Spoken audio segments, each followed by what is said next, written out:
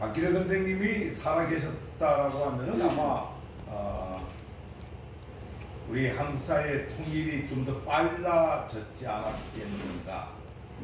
사실은 지난번에 우리 사모님 한번 뵙고 다시 돌아와서 이제 박기래 선생님께서 이제 많은 고민들을 방문해봤어요.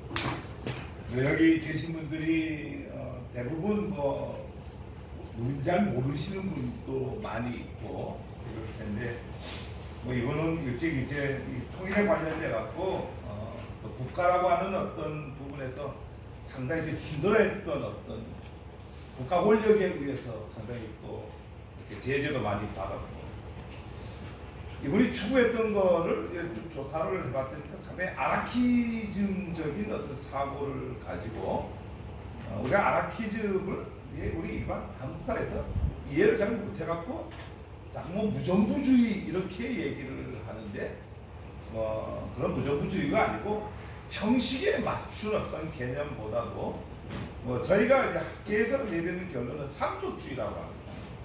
가족과 시족과 민족을 우선시하는. 그러니까 우리가 지금 현대 사회라고 하는 게 국가라고 하는 개념은 법적인 개념이죠. 법적인 구성으로서 이렇게 모든 것을 관리, 통제 이렇게 하고 있는데 사실은 이제 가족이라고 하는 이 개념은 통제라고 하는 개념이 없죠. 법이 없죠. 그냥 이미 이렇게 질서라고 하는 게 정해져 있다고 하는 거예요. 아버지와 아들의 관계론에서 정해져 있는 거죠. 우리는 국가는 법에 대해서 통치를 하는데 형과 동생은 이미 우리가 자연 질서 속에서 이루어진 그 질서를 통해서 관계가 만들어지는 이런 거를 이제 우선시하는 그 법적인 통제보다도 이런 걸 이제 우리가 아나키즘적 사고라고 하고 그런 사람들을 이제 아나키스트라고 하는데 결국은 통진당 재건이라고 하는 이런 부분 통진당 근본적으로 사건 이렇게 얘기하죠. 아까 전명이 안 돼가지고 그렇게 얘기를 하는데 이런 모든 것들이 이제 아나키스트적인 어떤 사고에서부터 시작이 됐다. 민족 우선이고 민중 우선이고 이런 어떤 그 국가 법 체계라고 하는 이런 개념보다 우선시된 어떤 이런 쪽이 아니겠는가. 그런 분들이 대부분 이제 독립운동을 하고 통일운동을 하죠. 우리 하나가 되어야 된다라고 하는 거죠. 우리가 북조선이 갖고 있는 어떤 정체성, 주체 사상에 의한 대한민국의 어떤 우리 체제하고 다른 이런 것들 우리 이미 다 알고 있어요. 그러니까 누가 그 체제를 두려워하겠어요. 우리는 다양성을 갖고 사는 사회고 거기는 다양성이 없는 획일화된 사회인데 여기 있는 사람이 그걸 부러워하는 거 아니죠. 그럼에도 불구하고 민족이 있기 때문에 우리는 하나가 되어야 된다고 하는 것 때문에 이제 많은 사람들이 통일을 얘기를 합니다. 오늘 제가 여러분들하고 얘기를 하려고 하는 것은 앞에 신조선책략이라고 하는 이렇게 말이 써 있는데 조선책략을 알아야 돼. 이게 이제 우리가 140년 전에 일어났던 책입니다. 최근에 이영훈 그 박사 얘기를 많이 아실 거예요. 근대화, 식민지 근대화론. 대한민국 오늘 이제 여러분들이 이렇게 몇 분이 계시지만은 이런 얘기를 하려고 하는 것은 대한민국의 근본적으로 오늘은 통일 얘기인데 이 조선책략이라는 책이 대한민국 근대화의 시작점이라고 하는 지금 되게 중요한 책입니다. 우리 사회에 이 조선책략이 너무나 안 알려져 있어요. 이 책은 1880년에 한국에 들어옵니다. 한국 사람이 쓴 책이 아니에요. 중국의 청나라죠. 그 당시에 황준원이라고 하는 사람이 쓴 책인데 우리가 오늘 이제 이 책을 통해서 통일을 한번 좀 생각을 해보려고 하는데 여러분들 이렇게 통일 상상 한번 이렇게 해보자라고 하는 거죠. 미래는 예측하는 것이 아니라고 하죠. 그냥 상상하는 겁니다. 미래라고 하는 것은 상상하면 이루어지는 세상이 현대사입니다. 제 얘기가 아니고 엘빈 토플러 얘기입니다. 그래서 우리가 통일을 꿈을 꾸고 통일을 상상하면은 통일이 이루어집니다. 그래서 누구도 꿈꾸지 않는 통일은 이루어질 수가 없죠. 그래서 우리가 이런 어떤 통일을 상상을 해야 되고 약간 좀 삐빠른 사진이지만은 1년도 훨씬 더 된 사진이죠. 저 때만 하더라도 뭐 대한민국의 우리 대한민국의 금방 통일이 될 줄 알았죠. 되게 아름다운 강경이었고요. 여기 왜 이렇게 안 넘어가죠?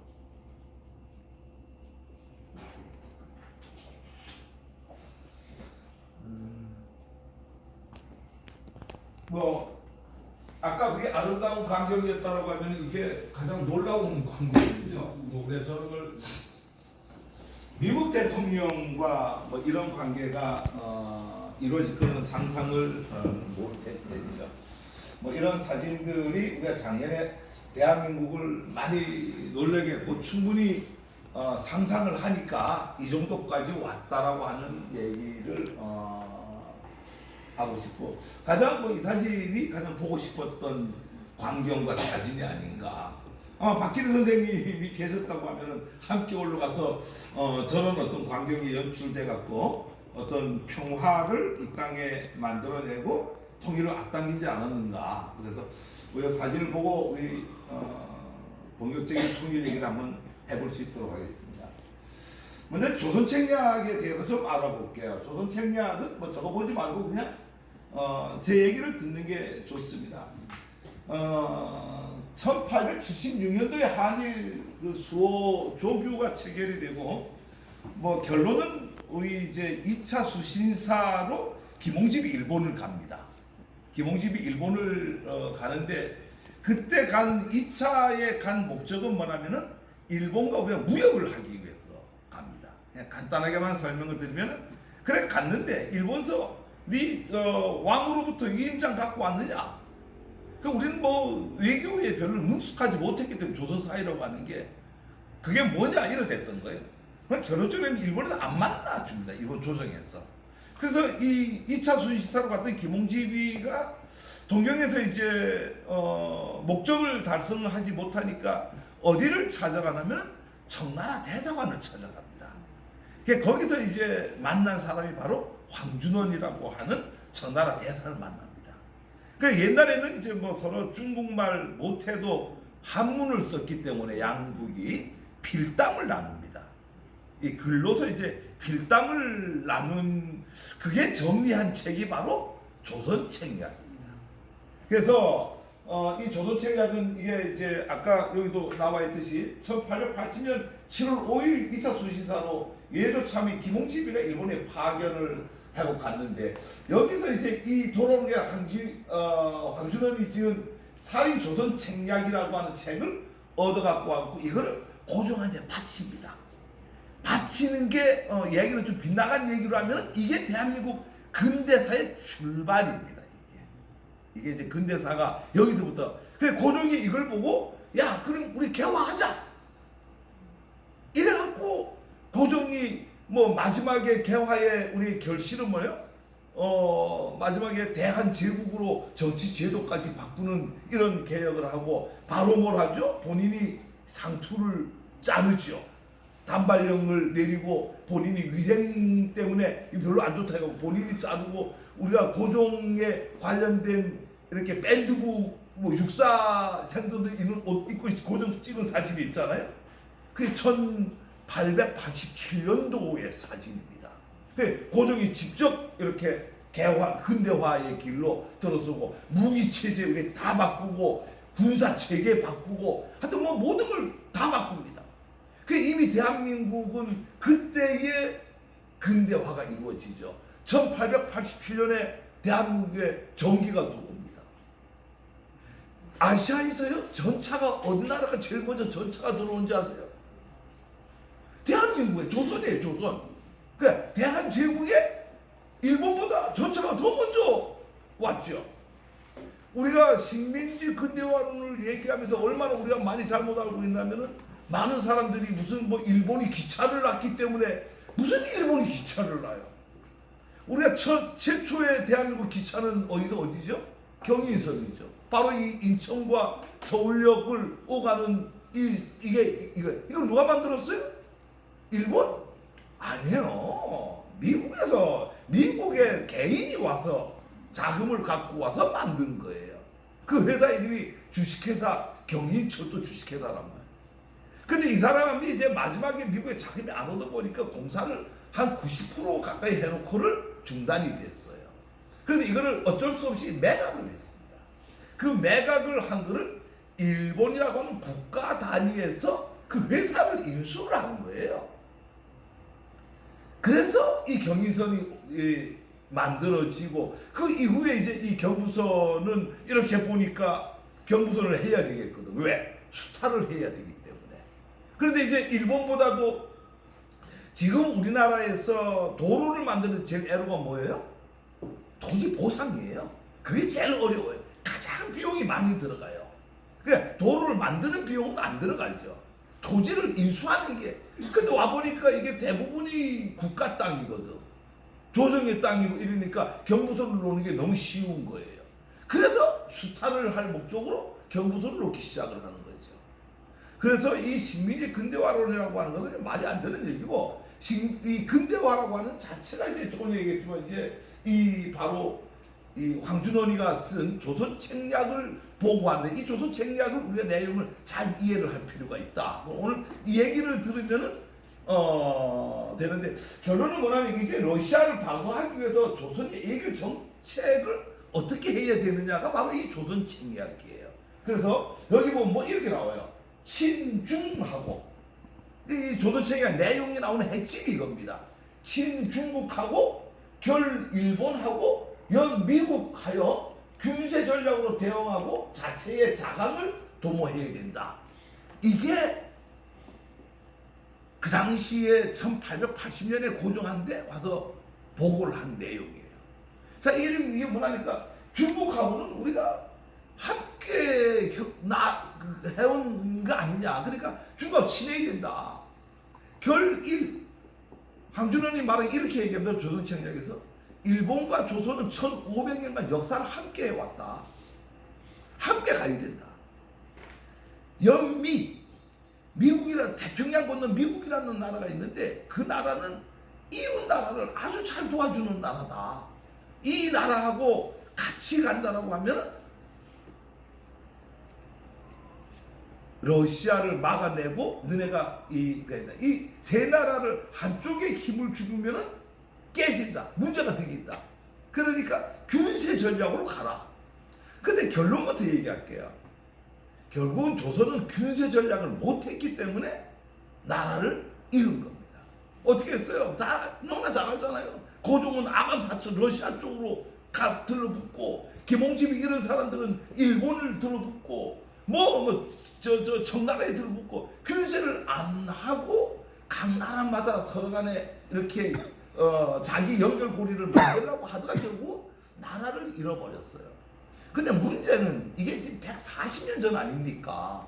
1880년이면은 140년이 지난 지금도 똑같아요. 지금도 나타나는 나라가 어디예요? 중국, 일본, 미국입니다.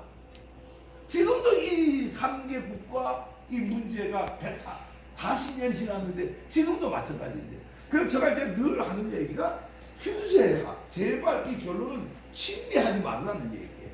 반미하지 말라는 얘기예요. 친중, 반중하지 말고 친일, 반일 하지 말라는 얘기를 합니다.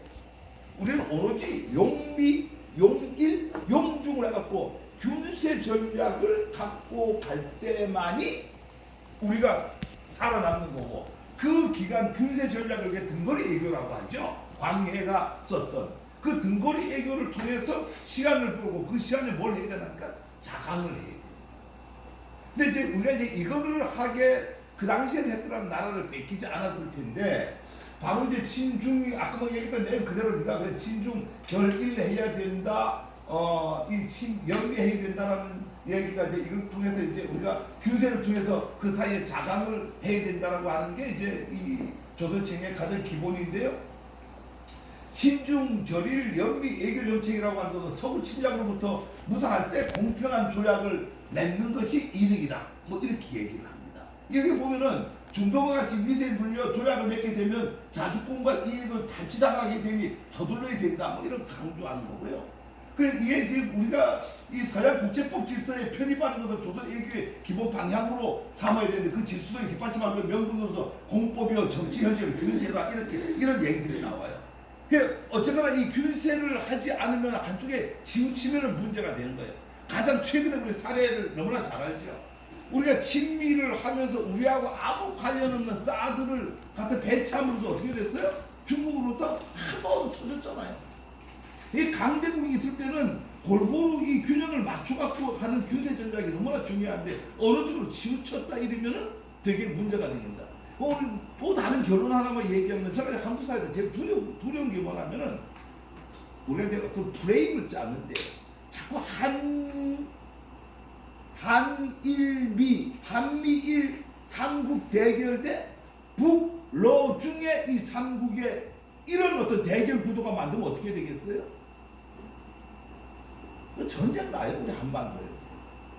그러니까 그런 프레임에서 벗어나야 되는데 지금 이 당국자들도 그렇고 뭐 특히 일부 사람들은 참 그런 프레임을 만들어 간다고요. 그러니까 이게 한국, 일본의 동맹관계까지는 좋은데 프레임을 자꾸 그런 식으로 몰고 가버리면은 이게 너무 강조가 돼버리면 어떻게 되겠어요? 북한은 러시아하고 중국하고도 한 패를 먹는 거예요. 그러면 다시 또 신냉전 체제가 온다라고 하는 거죠. 그러니까 우리가 동맹관계를 내적 관계를 자꾸 외적으로 갖고 가버리면 문제가 됩니다. 그래서 이런 관계들을 우리가 되게 좀 조심해야 되는 거고요. 이 조선이 이제 이 개방이 되는 거죠. 이 당시에 이제 뭐 보수 유생들이 올라와갖고 엄청나게 상소를 해갖고 하면 안 된다라고 이제 개화를 하면 안 된다라고 하는 거죠. 이런 운동이 많이 벌어졌는데 그래도 불구하고 고종은 집권층에 큰 이 책이 영향을 줘갖고 결국은 우리가 개방 정책을 결정을 짓고 한데 그 개방 정책 결정을 지었는데 이 당시에 고종의 힘이 그렇게 많이 있지를 않았던 것 같아요.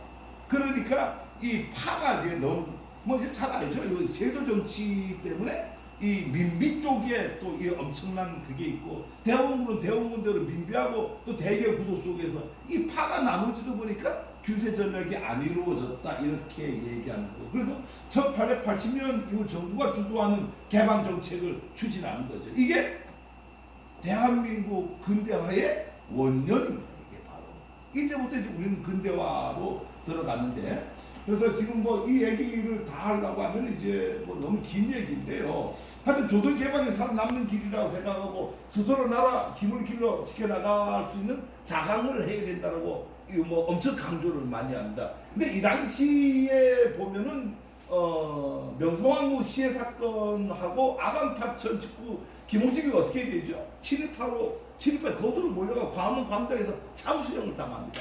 그런데 이 김홍집이가 난 떳하게 참수형 당하겠다라고 하고 그냥 죽습니다. 그냥 그 자리에서. 이런 어떤 굳이 몰배를 맞아 처참한 최후를 맞이하게 되는데 이런 식으로 친일이 막 만들어지고 이 친청이 만들고 친러가 만들어져 갖고 균세를 하라고 했는데 20년이 안 된 시점에서 엄청나게 이제 그러니까 1887년에서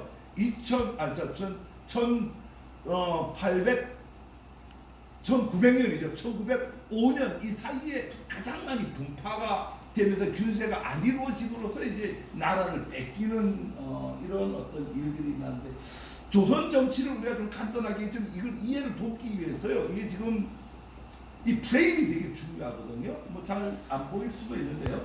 한번 간단하게만 제가 읊어볼게요. 이 조선이라고 하는 건국이요, 이 정도전이가 만들죠. 뭐 역사에서 여러분 이 조선 역사는 이것만 알면 다 아는 거예요. 왕권과 신권을 어떻게 하죠? 각 50%씩 합니다. 전 세계에서 가장 오래된 왕조죠. 이렇게 오래된 왕조로 갈 수 있었던 거는 권력의 분산이라고 하는 거죠. 그러면은 이게 이제 이 왕권과 신권을 갖고 가는데 문제는 왕권은 문제가 없었는데 신권이 문제가 되는 거죠. 신권이 두 파로 나눠집니다. 이렇게만 아시면 돼요. 그러니까 위의 파는 중앙정치를 하는 쪽이 훈구파라고 하고요. 지방에 낙향을 해갖고 지방에 제자들을 기르는 쪽을 사림파라고 했습니다. 이 훈구파와 사림파가 전쟁을 펼치죠. 그걸 우리 역사에서 뭐라고 하니까 사화라고 해요. 그러니까 조선에는 4대 사화가 있어요. 그래서 뭐 이 4대 사화를 다 얘기를 못하고요. 노사화, 갑사사화, 기묘사화, 을사사화 인데 이 4대 사화를 통해서 훈구파가 몰락을 합니다. 훈구파가 몰락을 하고 이 살인파가 이깁니다. 이 살인파가 다시 서인과 동인으로 나눠집니다. 여러분 잘 아는 동인은 이황하고 퇴계 이황하고 조식, 우리가 흔히 말하는 영남 쪽의 학파입니다. 저는 개인적으로 이 동인에 속합니다. 대한민국 이 인문학 사회학 학자들은 다 여기에 속해 있어요. 저는 참고적으로 이제 남명학파의 거의 막내 둥이의 학자입니다. 근데 이제 이 서인은 율곡 이이하고 성문 이런 사람들이 이제 이쪽에 그 서인이 되는데, 서인이 나중에 노론과 소론으로 나눠지고 동인이 북인과 남인으로 이렇게 나눠집니다.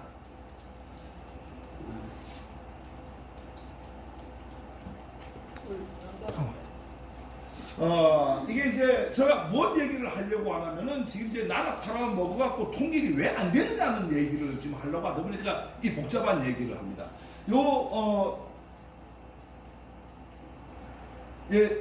이 조금 전에 얘기했던 이제 노론과 근데 이제 어쨌거나 선조 때 서인이 잡습니다. 임진왜란을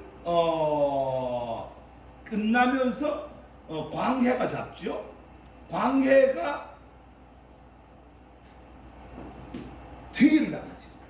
여러분들 이제 조선 역사에서 군이라고 하는 사람이 두 사람이 있어요. 누구죠? 연산군과 광해군. 왜 군자가 붙죠? 반정에 의해서 그 임기를 못 채운 사람을 군이라 그래요.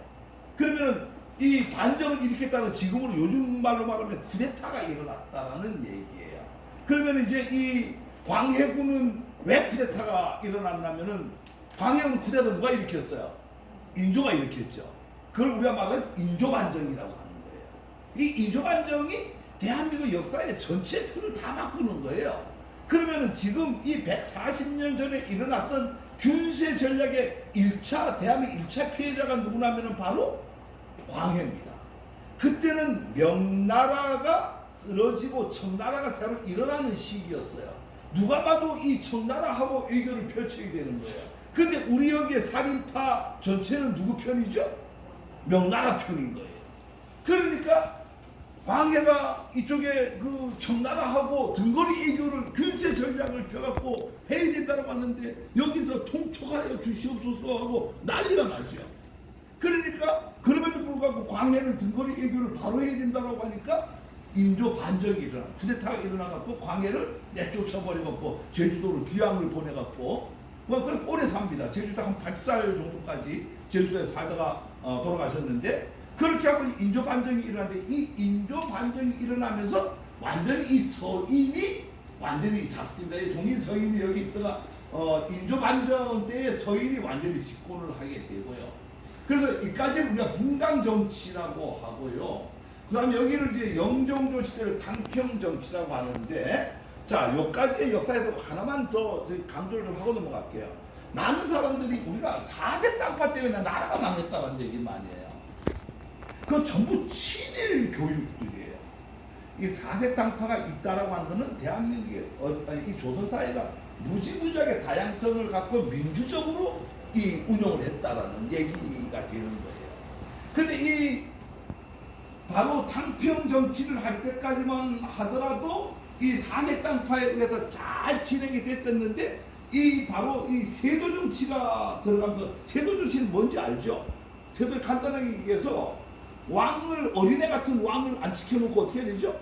저갓집에서 정치를 대신하는 정치를 이 세도 정치라고 그래요. 그래서 우리 순조 때는 안동 김씨가 장악을 하죠. 헌종 때는 분양 조씨는 너무나 잘 알잖아요. 그 다음에 또 여기에 철종 때 안동 권씨, 고종 때도 민씨가 이렇게 하죠. 이런 것들이 전부 어린애 같은 왕들을 안 지켜놓고 일가 쪽에서 정치를 전부 해나가는 겁니다.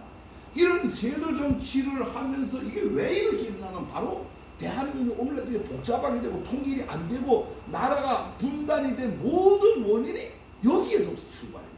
이 세도 정치에서. 즉 무슨 얘기냐면은, 이 당평 정치를 할 때까지는 4대 당파가 골고루 힘을 갖고 있었어요. 그러니까 당권 경쟁을 어지간히 심하게 당파 싸움을 했죠. 여러분들 당파 싸움을 좀 나쁘게 보면 안 돼요. 지금 대한민국이 자유한국당하고 더불어민주당이 되게 싸우잖아요. 저는 이해를 못해. 사람들이 그 싸움을 싫어하고 잘못됐다라고 자꾸 하는 거예요. 그건 대한민국이 민주국가예요. 그럼 저 북한 북조선처럼 그냥 노동당 일당 독재를 하고 싸우지 말아야 되나요?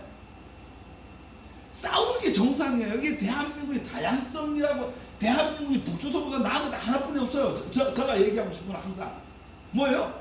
다양성이에요. 정당이 막 해갖고 뭐 치고받고 싸우고 황교안 청와대 앞에 갖고 머리 깎고 들어 눕고 그 뭐죠? 바꾸는 뭐라고요? 단식하고 이런 게 살아있는 민주주의라고 여러분들이 인식해야지 되는 거예요. 전 국민이 그렇게 인식하는 사회가 선진 사회예요. 근데 우리는 이거를 자꾸 이때의 이 시절을 4대 땅파 때문에 조선이 망했다라고 하는 개념 인식을 갖고 있다 보니까 지금도 이 정당 정치가 너무 난리. 안 그렇습니다. 이렇게 무균사회, 지금 노동당 일당 독재는 무균사회예요. 그런 나라는 썩게끔 돼 있는 거예요. 지금 대한민국 같이 이렇게 치고받고 이러니까 이제는 뭐 비리도 못 저지르잖아요. 비리도 못 저질러요. 그런 이게 살아있는 나라에 민주화가 된 나라예요. 우리가 이런 정치를 보는 현실을 바꿔야 되는데 조선이 왜 망하느냐? 바로 일당 독재 때문에 망하는 거예요. 아까 얘기했던 남인, 북인 뭐 다 이렇게 좀 살아있고 노론, 소론 다 살아있으면 되는 게 다 없애버리고 노론이 일당 독재를 하는 거예요. 언제부터요? 바로 순조 때부터 일당 독재를 하는 거예요. 정족 때 이제 노론이 시파하고 벽파로 나눠지는데 이 시파 벽파 얘기가 너무 시간이 많이 걸리니까요. 어제 이때부터 노론의 일당 독재가 이루어지는 거예요. 일당 독재가 이루어지니까 누구도 관여를 못하는 거예요. 그러니까 이 뭐 9살짜리 왕을 강화도령 데려다 놓고 안치켜 놓고 저같이 시집 보내갖고 그 장인어른이 와서 대신 정치를 하고 이러니 일당 독재를 하니까 누가 견제를 못하죠. 이게 조선이 망한 이유입니다. 그 마지막에 이 노론의 영수가 누구죠? 이완용입니다. 이완용이 마지막 영수예요. 그래 이완용이 나라를 팔아먹죠. 일진회하고 이제 같이 대결 구도 속에서 누가 나라를 먼저 잘 팔아먹느냐 내기를 하면서 나라를 팔아먹죠. 중요한 것은 그거를 막을 당이 없어요. 그거를 그러니까 나라를 뺏기게 되는 거예요. 그래서 이 나라를 뺏기게 되고요. 그래서 이제 이 나라를 뺏기는데 문제는 나라를 팔아먹은 게 노론이 팔아먹었잖아, 그죠? 그러면은 그 노론이 팔아먹은 일제 강점기 36년 동안에 노론은 뭐가 되겠어요? 뭐 최고의 권력자가 되는 거죠. 일제 나라를 팔아먹었으니까 최고의 권력자가 되고 이 최고의 권력자가 해방이 되면 어떻게 되는 거예요? 그 사람들 다 죽어야 되잖아, 그죠? 드골 프랑스에서 어떻게 했어요? 7,000명을 사형을 시켰어요. 근데 우리는 그 사람들이 그대로 제동력을 죽어야 될 그 일제 부역을 한 사람들이 그대로 여기에 다시 또 이렇게 해방 공간에서 또 권력을 잡았다고 하는 거예요. 그러면은 물론 이제 뭐 뒤에 좀 언급이 되는데요.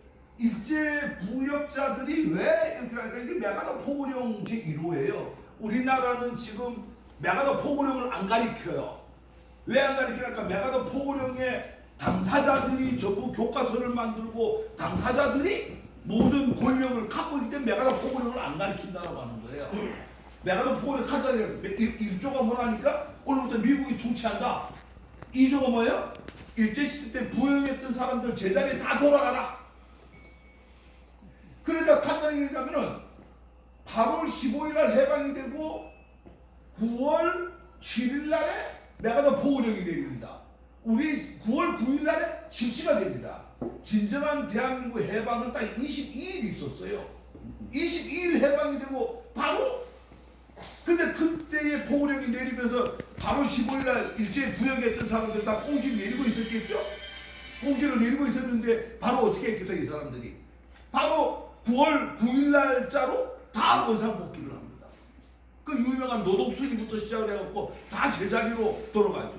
내가 포고령 5조가 바로 뭐냐면은 오늘부터 대한민국 한반도에는 공식 용어를 뭘로 사용한다?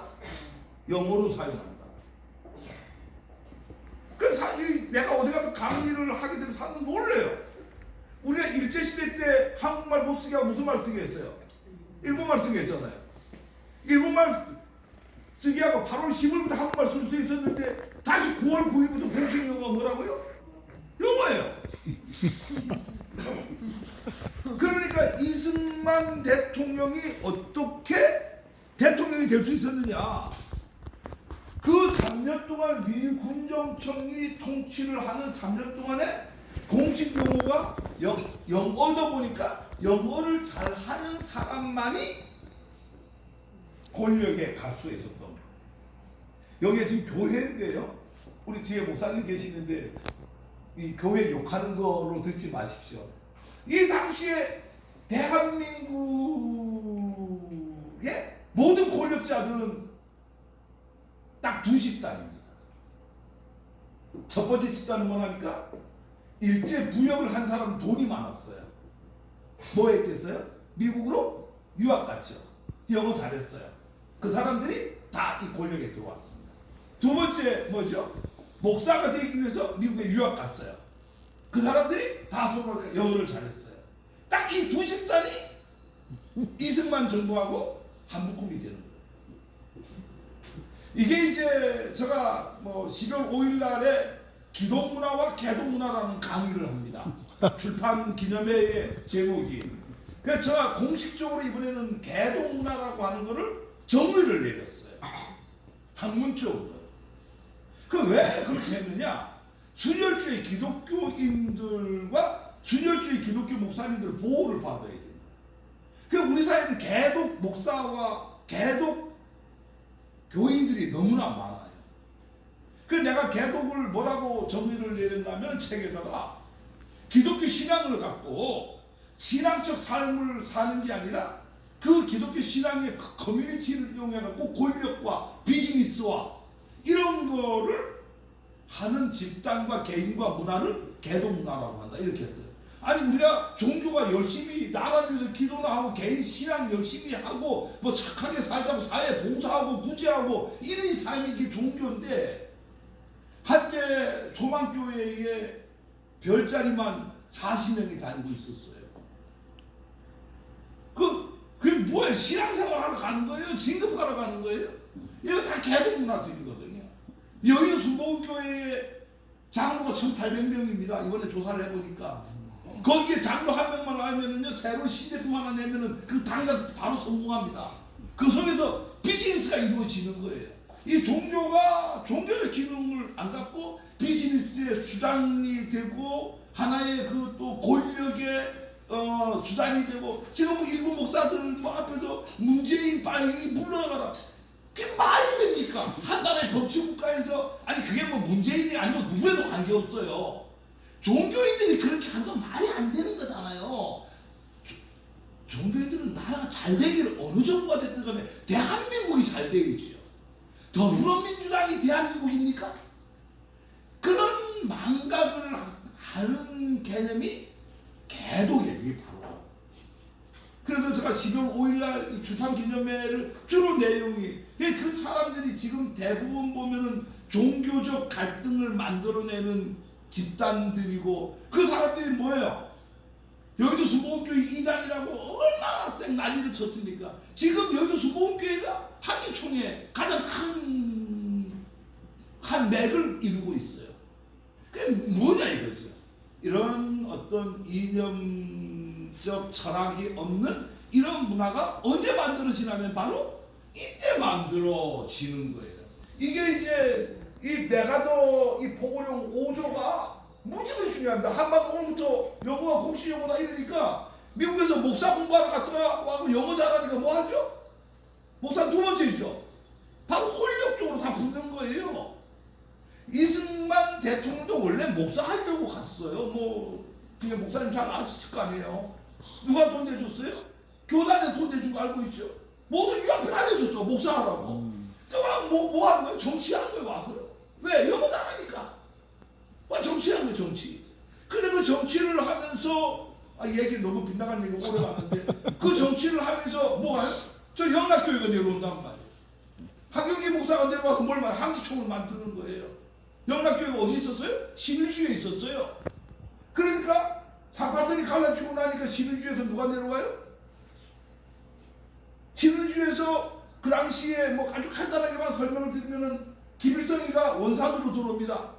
들어와갖고 어딜 들어가면 평양을 들어가요. 그 평양에 들어와서 제일 먼저 하는 게 뭐예요? 토지개혁을 합니다.